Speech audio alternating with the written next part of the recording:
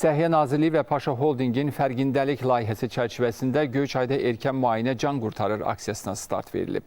8 mart Beynəlxalq Qadınlar Günü ərəfəsində təşkil olunan aksiyada qadın sağlamlığı xüsusi diqqətlə saxlanılıb.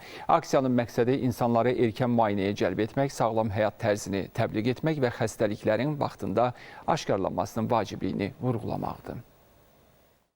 Xəstəliklərdən qorunmaq üçün ən güclü silah erkən müayinədir. Günümüzdə isə bir çox insanlar yalnız xəstəliklə üzləşdikdə həkimə gedirlər.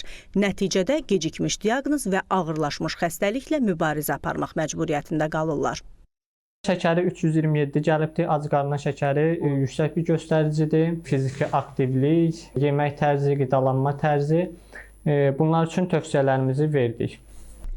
Paşa Holding, Azərbaycan Respublikası Səhiyyə Nazirliyinin birgə layihəsi olan fərqindəlik çərçivəsində ölkənin 24 rayonunda erkən müayinə can qurtarır şüarı ilə səyyar müayinə, təbliğat və maarifləndirmə kampaniyasına başlandı.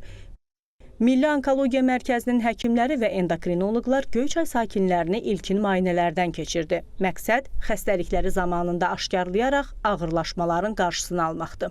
Baxdığımız 40-a yaxın pasiyentlərin arasında 8 qadında süd vəzlərində onkoloji baxımdan patologiya aşkarlandı və müvafiq tövsiyələr verildi. Müayinələrimiz nəticəsində çoxlu sayda insanlara erkən müayinənin əhəmiyyətini aşıladıq.